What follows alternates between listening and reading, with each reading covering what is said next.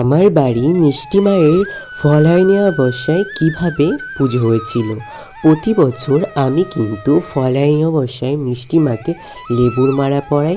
আগের বছরও কিন্তু আমি পরিয়েছিলাম। যেহেতু এখানে তোমরা যে কোনো 108টা মালা, আবার কেউ 28টা মালা পরাতে পারো। আমি কিন্তু মাকে 28টা মালা পরিয়েছিলাম, যেহেতু আমার সামর্থ্য অনুযায়ী।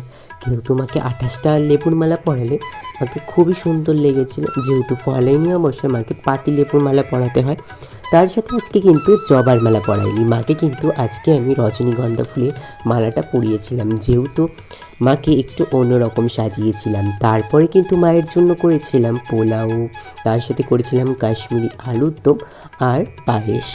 সামান্য কিছু আয়োজন করে মায়ের পুজো আমি শুরু করে দিলাম। প্রতি বছর আমি ফলাইনি অমাবস্যায় মায়ের এইভাবেই পুজো করি। তো দেখতেই পাচ্ছ এখানে কিন্তু আমি মায়ের আরতিও কিন্তু শুরু করে দিলাম।